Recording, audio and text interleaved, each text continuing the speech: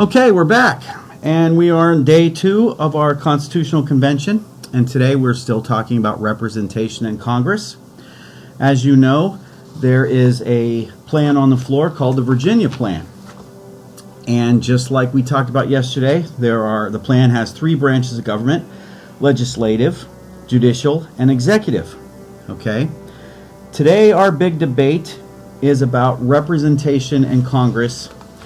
And the debate is, how should the states be represented in Congress? Okay. So we have, our big argument here is, according to the Virginia Plan, the number of representatives would be based on state population. However, the smaller states feel that each state should have the same number of representatives. Okay.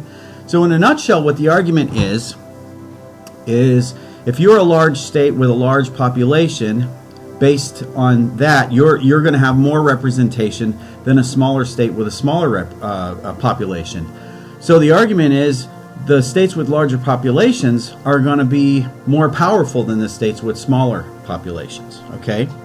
So what you're going to do is, based on your identity cards, just like before, I have you in groups. The first group is all of the identity cards that are states with large states. And then the second slide is all of your states that are small states. Okay, and what you're going to do is, just like before, you're going to look at the slide that says how should the states be represented in Congress, and you're going to read through this, and where it says arguments, on the left side it's going to be large states, and they're saying votes based on population. You're going to go through and see what the argument is.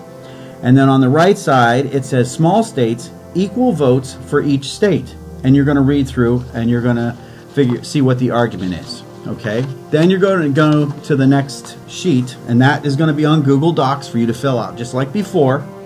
And it says, how should the states be represented in Congress? And just like yesterday, you're going to do, number 1, describe your opinion. Number 2, explain an argument that supports your opinion. And number 3, refute an argument from the opposing point of view. Just like before, you're going to argue against someone else. Okay, then down at the bottom where it says proposals, each state will have the same number of representatives. The number of representatives for each state will be based on population. In the lower house, the number of representatives will be based on the state population. In the upper house, each state will have the same number of representatives. And then the last one, which is D, in the lower house, each state will have the same number of representatives. In the upper house, the number of representatives will be based on state population.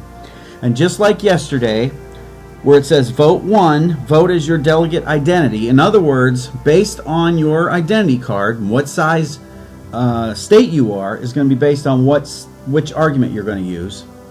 You're going to vote for or against based on your identity. And then in the second one, you're going to vote based on what you feel today. So it doesn't necessarily mean it's going to be the same thing. All right? You're going to do that, and then you're going to submit it just like before. And when I get everybody's submission, I'll tally up the votes and I'll let everybody know how you did. Okay? At the very end of this, I will once again read everything so the students who have struggles with reading, they can follow along. And please, I can't stress this enough, please don't just listen to me talk. Please try to follow along. I will speak slowly and clearly so you can follow along, because I want you to try to improve your reading abilities. Okay, I think that covers everything. I will talk to you again tomorrow. Okay, just like as promised, this is side A in its entirety. How should the states be represented in Congress? The Constitutional Convention has decided to create a 2-house legislature which will have the power to make laws. Representatives from each state will make up the legislature. How many representatives should each state have? Should each state have an equal number of representatives, like under the Articles of Confederation, or should the number of representatives vary based on state population, called apportionment? For instance, should states with larger populations have more representatives than states with smaller populations? Here is the argument. Large states votes based on population. We went to war with Great Britain over fair representation. Remember? No taxation without representation. Apportionment is the only fair way for citizens to be represented. If each state has the same number of votes, then citizens from smaller states have more power than citizens from larger states. We must protect the will of the people, not the states. We tried equal votes under the Articles of Confederation, and it did not work.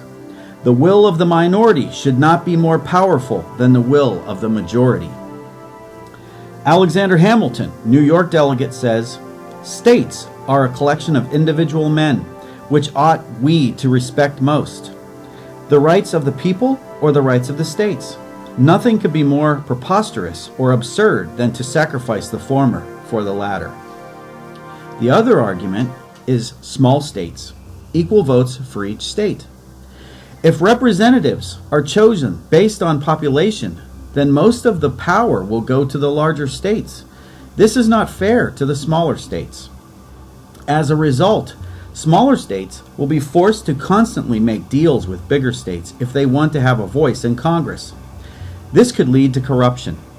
Each state entered into the United States as independent sovereign nations and should keep their power. We must protect the freedoms of the minority from being trampled by the majority. William Peterson, New Jersey delegate, discussing representation based on population, says, "I would rather submit to a monarch, to a despot, than to such a fate." David Brearley, New Jersey delegate, says, "The large states, which will carry everything before them, while Georgia, with her solitary vote, and the other little states will be obliged to throw themselves constantly into the scale of some large one in order to have any weight at all." Our next sheet is called Representation in Congress. Perhaps the most difficult question the Constitutional Convention debated was how the states should be represented in Congress. Under the Articles of Confederation, each state had one vote. However, some delegates felt that state population should determine how many votes each state received. James Madison felt this way and proposed his idea to the convention through the Virginia Plan. The Virginia Plan outlined ideas for a stronger federal government, which included a legislative, judicial, and executive branch. It included a bicameral, two-body legislature with an upper and a lower house. The Virginia Plan proposed that the number of representatives for each state should be based on wealth or population. Therefore, more populous states like Virginia would have more representatives than smaller states. Delegates from smaller states, like William Paterson of New Jersey, felt that this plan unfairly gave all the power to larger states. Paterson proposed his own plan called the New Jersey Plan, which proposed a one-body legislature with one vote for each state, just like in the Articles of Confederation. Delegates from larger states argued that representation based on population was the only fair way to represent the people. James Wilson of Pennsylvania, one of the big states, said that it would be unjust for New Jersey, a state with about a third the population of Pennsylvania, to have the same number of votes as Pennsylvania. Finally, after weeks of debate, a new plan was proposed called the Connecticut Compromise, also known as the Great Compromise. The plan proposed a bicameral legislature. In the lower house, the number of representatives were assigned based on states' populations. In the upper house, each state had 2 representatives. Essentially, the lower house was designed to represent the interests of the people, while the upper house represented the interests of the states. The convention called the lower body of Congress the House of Representatives, and the upper body of Congress the Senate. Today, the House is made up of 435 representatives. The most populous state, California, has 53 representatives, while some of the small states have only 1 representative. The Senate is made up of 100 senators, 2 from each of the 50 states.